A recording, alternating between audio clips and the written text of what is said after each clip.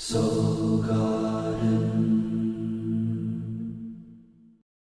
of the problems with love is we don't know ourselves well enough to know who we want. Introducing Secrets of Birthdays, the Love and Lust Report. You send us your date of birth, we send you a custom video, and we'll talk all about you. The kind of charisma you have, your personality, are you funny, not funny? What's a perfect romance? What's a perfect wedding? What's a perfect home? And what not to do with you. Find out the secret to your heart at secretsofbirthdays.com. End all the uncertainty. Order one now.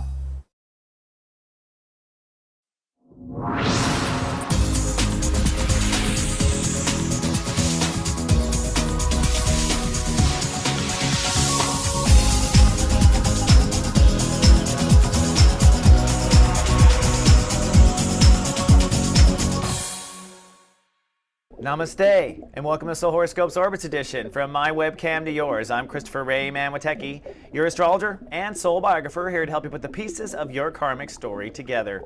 Well, Mother Earth is under the love rays of Virgo. In fact, Chapter 2 of Sun in Virgo, we're going to wrap up Chapter 2 this week. We're working on reality, the IB state of awareness, and we're going to transform our reality this week and become proficient at what we do. By the end of the week, we will step into what I call Master Shui, where we rule our lives literally from our passion. Now, looking at emotions, the moon starts with Love Fest Day on Sunday, and then on Monday, we have a little bit of Sirius as the moon crosses over Saturn in Scorpio. It gets jolly again on Thursday and Friday in Sagittarius, and Sirius again in Capricorn this weekend. The moon signs most affected are Libra, Scorpio, Sagittarius, and Capricorn, and on the dark side of the moons, Aries, Taurus, Gemini, and Cancer. Looking at our orbits, man, emotions are harboring around our throat chakra this week. That's because the moon in Libra and Scorpio. But then by the end of the week, it hits your sinuses. Now, emotions can literally clog you up, especially something you don't want to talk about. Lilith and Jupiter has finally stabilized in our solar plexus, and that means we're not going to have as much digestion issues. And there's a party going on in the heart chakra, and Mercury is now moved up to the throat chakra, which means truths will be spilling out from now through Halloween. Going to be fun. Indeed, those truths, right? Looking at the planets, we have really mostly, I think, the most important trine of the day is this one, Black Lilith at 10 degrees this week, trining Saturn. What this means is that we are really, for some, turning our back on some multi-lifetime deep emotional karma, or at least till childhood. So many people of all ages are kind of, as a whole planet, unifying and saying goodbye to some old karma, in some cases relationships, in some cases emotional damage. But the good news is we are actually healing, folks. This light work actually works. You're going to feel that with that trine. Now, we've been feeling this for a while, the T-square. It was a grand square for a while with Venus, but the good news is having Venus transit through Libra on the opposite side of Uranus, it really gave us the ability to see what's fair, to process through what's fair. And this week, you're going to see some movement on the T-square, or some inner movement anyways, because now you're operating from a sense of justice. That's good news. I'll talk about that upstairs. And then lastly, this is interesting as well, Venus is transiting up into Scorpio. That's the next transit, which means we're going to be creating and destroying, right? Venus is the sign of creativity. Scorpio is the gateway, so relationships, all sorts of things creating and destroying.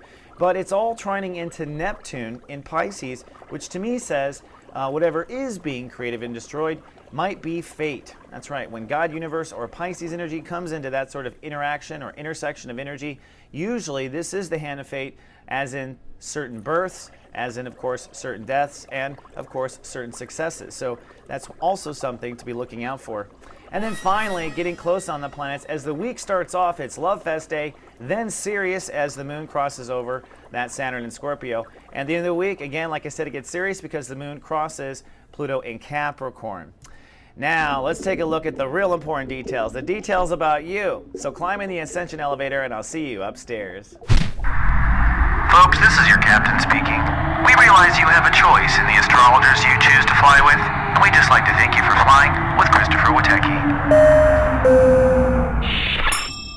Namaste, Geminis and Gemini risings, and welcome to 33,000 feet for a bird's eye view of you.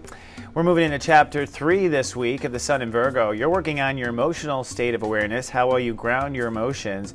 That's what every story orbits around this month with the Sun in Virgo. And it maybe hasn't been so easy. That's because we are cutting away some old ancient stuff. in particular with you, some ancient stuff that affects your self-esteem and soul capital. So some really deep emotional issues so far this week. Personal limits and boundaries. You've been fighting to draw the line in the moment, maybe people pushing your limits, learning the word no, learning to say no to people in the moment, say yes to what your heart wants in the moment. So a lot of hard boundaries there. You're going to be making some major work lifestyle decisions here in the next week or so. You're also becoming a lot more sensitive about self-esteem. In some ways, you're growing and expanding in leaps and bounds. You're on your way to manifesting abundance now, and you've cut away from the core issues that might keep you from manifesting abundance, which is great, but still more sensitive all the while. And then trying to remain strong and innovate your character in the world, cutting away from where it is you feel like you don't belong, and trying to bring yourself up to the next level where you do. Not stooping to old levels in society, but stepping up to where you really believe. But that's a difficult thing to do because it ping-pongs you between self-esteem and also trust issues with yourself. So very powerful work there as well. We are all being rocked everywhere. So as we start this week, we're going to move from chapter 2 to chapter 3. And this is from reflection and trying to figure out your emotions and trying to figure out your moods and your history, which is what all last week was about, and moving on to passion, being able to create togetherness, being able to create an emotional sense, basically a nest in which you can lay a golden egg and a home that you can return to and rejuvenate yourself. Now, the sun will move from step 16 to step 22. That means you're going to be kind of feeling out, sensing out what's right for you at Home Family Foundation and next. And then by the end of the week, passionately taking a risk to get there. Your mind is way ahead. You're already focusing on the house is built and what's next, like the children, personal dreams, love affairs. Your mind is ahead, as always, Gemini. Now, Jupiter in Cancer is the part that's expanding soul capital. And good news, you will begin to draw in now. We are over the hump from step 15 to 16, which means you'll now begin to draw in some preliminary soul capital, some opportunities, some moolah, some cash, and you've hopefully cut away forever with Black Lilith the self-esteem issues that might have plagued you and kept you from being treated what you're worth or earning what you're worth. Now, Saturn in Scorpio is the part that's forcing you to say no in the moment and be strong in the moment. And what you want to do is really start to love and trust and kind of visualize what this new lifestyle is going to look like your day in, your day out. Go ahead and put your mind there ahead of time if you want to think in the future. Think in the future for where you need to be responsible in lifestyle. Now, last week, it all kind of harbored around Lightcast Day. That was a very emotional day. You were, up until that day, releasing and expunging emotional baggage from childhood and maybe even past lives, depending on how deep it goes, especially past life with money issues, that's for sure. And really, there was a breakdown probably around Wednesday, Thursday, but then already the light bulb goes on by Friday, feeling better about your life. This week, we start with Love Fest Day, the most powerful day of the month to step in your heart and ask for what you want. So it's almost like a Lightcast Day, except it's for the heart. And I think we're all feeling this Love Fest Day. Now, for you, you're really intuiting what it is your emotions need or what it is that you might need to nurture yourself. What are those missing ingredients? Maybe also getting to the bottom of an emotional problem that you have up until now ignored. Now, the moon moves into Scorpio, so you're hyper aware at the end of the day, Sunday, and into Monday. So by Monday, whatever it is you were dreaming about, you are hyper aware. And so the moon pulls you into feeling like you have to take responsibility for something. And so this is a day where you're going to have to decide something in your lifestyle to be strong in your moment. And at the same time, that's you being strong for your own emotional well-being. So it's being strong for yourself in the moment and emotional well-being on Monday.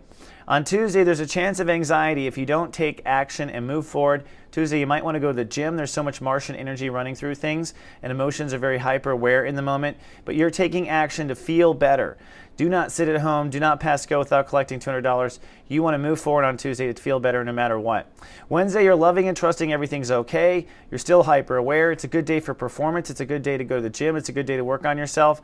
It's also a day where you're out of time. You must now decide how your life will change. So it's a real life-changing day on Wednesday, but I think a private day.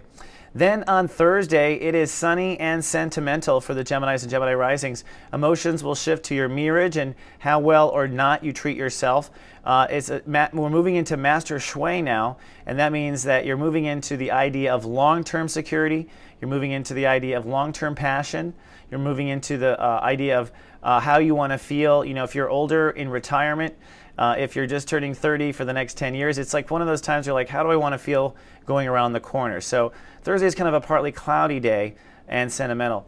Friday, it's a sunny day. It's a fun day. I think you're going to enjoy Friday. The moon is going to be in Sagittarius, so you're feeling sentimental, maybe connected to long-term partnerships, friendships, and unions, feeling that. And Jupiter ruling the day really is optimistic potential. So you're looking at the optimistic potential for maybe trying on new things, maybe moving to a different house, maybe moving your furniture around in your bedroom, just changing a little, like 1 degree, moving just 1 degree off your normal perspective on Friday will perhaps break open what you need as far as what you're really craving with emotions, or maybe what you're still healing from family and childhood. It can go this far in some cases. Then comes Saturday. That's really the rainbow bright, interesting day. It's a Uranus ruled day, so I'm predicting a minor shower, minor breakdown. Maybe you think something happened, or you thought something went wrong. Maybe perhaps a little bit of a worry. But because Jupiter moves to 16 degrees, that's where spiritual miracles start coming in. You might get some really good news about money, or some sort of valuable manifestation issue that leads to feeling really good. And maybe the breakthrough emotionally is that you shouldn't have been worrying the whole time. But I think that it's good rainbow days on Saturday, September 14th for the Geminis and Gemini risings. Now, I want to personally invite you to one of the most loving spaces on the internet. You're familiar with this, soulgarden.me. And the reason is because we are now expanding incredibly. We have a whole bunch of programming. I want to invite you. We have 2 big days that is just spectacular. It starts on Wednesdays with Master One Feather. So you can come on down to Witecki Theater. Master One Feather will pull cards for you, answer tarot questions, and he always talks shop about what he knows. He's got a lot of good American Indian wisdom in him. Then we do Dawn Leahy later in the day, and she's teaching astrology, astro studies. She's a hoot. She's a Leo. Then it's my practical wizardry. I won't go too far into that. And then we have Dr. Matt Turner on Wednesdays, and he does live psychic channeling. So if you want to come up free live psychic channel, come on down, see how this stuff works, especially if you're new to all this. On Fridays, the fun starts with Melody Ann. She's the voice guru. She helps people discover their voice. So if you want to use your voice, or if you can't use the word no, Melody is the gal for you. And then we have Dear Zen. She's a master Taurus answering simple to master questions. She's a delight, and she just joined our team recently. We're bringing back Astro Gossip on Fridays, and that's a team of fabulous 4 astrologers. They're basically going over all the headlines and having fun. So this is our Witecki Theater. This is where we watch TV together and where we chat. This is a live shot. It's super fun, and I just want to invite everyone down to the most loving space on the internet, soulgarden.me. That's what I was going to pitch this week. So Geminis, you know, you'll always want to think your way out of it. That's one thing I've noticed about Geminis. But the more you think about feeling better, the better you're going to be. So try to put your thoughts on feeling better first, and then go off into a weird tangent this week. That's my advice. Have a great week. I love you, and live, love, be.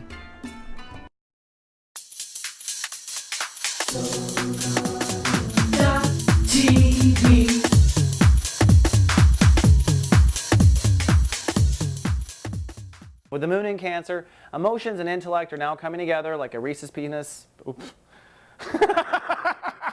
Reese's penis.